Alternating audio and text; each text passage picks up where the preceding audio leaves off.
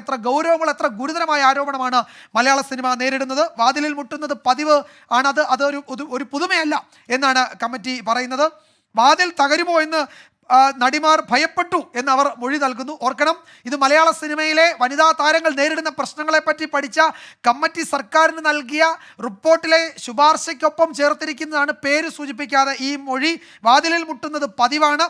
വാതിൽ തകരുമോ എന്ന് വെച്ചാൽ വാതിൽ തകർത്ത് അകത്ത് കടക്കുമോ എന്ന് ആശങ്കപ്പെടുന്ന തരത്തിൽ വാതിലിൽ മുട്ടുന്ന താരങ്ങളുണ്ട് എന്നാണ് കമ്മിറ്റി ആ ശുപാർശയിൽ പറയുന്നത്. അപ്പോൾ സ്ത്രീകൾ സുരക്ഷിതരല്ല എന്ന് പൊതുവെ പറയാവുന്ന തരത്തിലെ സാഹചര്യമാണ് മലയാള സിനിമയിൽ ഉള്ളത് എന്നതാണ് നമ്മളുടെ മുൻപാകെ ഇപ്പോൾ വന്ന ഈ മൊഴി ആകെ വ്യക്തമാക്കുന്നത്.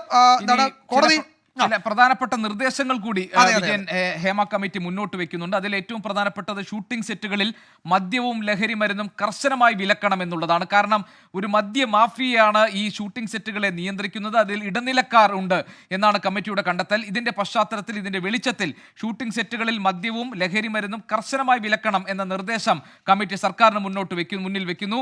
സിനിമയിൽ പ്രവർത്തിക്കുന്ന വനിതകൾക്ക് നിർമ്മാതാക്കൾ സുരക്ഷിതമായ താമസ യാത്രാ സൗകര്യങ്ങൾ നൽകണം. നമുക്കറിയാം, മലയാള സിനിമയിൽ ഒരു നടി നേരിട്ട ലൈംഗിക അതിക്രമവുമായി ബന്ധപ്പെട്ട കേസുകളുടെ കാര്യങ്ങൾ നമുക്കറിയാം. അതുകൊണ്ട് സുരക്ഷിതമായ താമസ സൗകര്യം അവർക്ക് ഒരുക്കണം. നേരത്തെ വിജയകുമാർ സൂചിപ്പിച്ചതുപോലെ തന്നെ പ്രധാന നടന്മാർ തന്നെ നടികൾ താമസിക്കുന്ന മുറികളിൽ വന്ന് വാതിലിൽ മുട്ടി വിളിച്ച് അവരെ ശല്യം ചെയ്യുന്ന ഒരു സംഭവങ്ങൾ നിരന്തരം ആവർത്തിക്കപ്പെടുന്നു. ഇതിൻ്റെ വെളിച്ചത്തിൽ ജസ്റ്റിസ് ഹേമ കമ്മിറ്റി മുന്നോട്ട് വയ്ക്കുന്ന നിർദ്ദേശങ്ങളിൽ ശുപാർശകളിൽ ഏറ്റവും പ്രധാനപ്പെട്ട ഒന്നാണ് സ്ത്രീകൾക്ക് സുരക്ഷിതമായ താമസ യാത്രാ സൗകര്യങ്ങൾ നിർമ്മാതാക്കൾ ഒരുക്കി കൊടുക്കണം എന്നുള്ളത്. മറ്റൊന്ന്, ക്രിമിനൽ പശ്ചാത്തലമുള്ളവരെ അവരുടെ ഡ്രൈവർമാരായി നിയോഗിക്കില്ല എന്ന കാര്യത്തിൽ ഉറപ്പുവരുത്തണം എന്നുള്ളതാണ്. നമുക്കറിയാം എങ്ങനെയാണ് ഇവിടെ അതിജീവിതയായ ഒരു നടിക്ക് അനുഭവിക്കേണ്ടി വന്നിട്ടുള്ള ചില ദുരനുഭവങ്ങൾ നമുക്കറിയാം. അതിൻ്റെ കേസും നിയമവഴികളും ഇപ്പോഴും മുന്നോട്ട് പോയിക്കൊണ്ടിരിക്കുകയാണ്.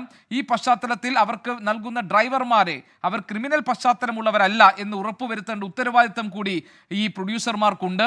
വനിതകളോട് അശ്ലീലം പറയരുത്, തുല്യ പ്രതിഫലം നൽകണം തുടങ്ങി ഒട്ടേറെ നിർദ്ദേശങ്ങൾ ജസ്റ്റിസ് ഹേമ കമ്മിറ്റി മുന്നോട്ട് വയ്ക്കുന്നുണ്ട്, സർക്കാരിന് മുന്നിൽ വെക്കുന്നുണ്ട്. സ്ത്രീകൾക്ക് പ്രതിഫലം നിശ്ചയിക്കുന്നതിൽ കടുത്ത വിവേചനം ഉണ്ടാകുന്നു. അവർക്ക് ഒരു ടോയ്ലറ്റ് സംവിധാനം ഒരുക്കാൻ പല സെറ്റുകളിലും കഴിയുന്നില്ല. സ്ത്രീകളോട് അപമര്യാദയോടുകൂടി പെരുമാറുന്നു, അവരോട് അശ്ലീല ചൊവ്വയോടുകൂടി സംസാരിക്കുന്നു. അവരുടെ യാത്രാ താമസ സൗകര്യങ്ങൾ സുരക്ഷിതമല്ല.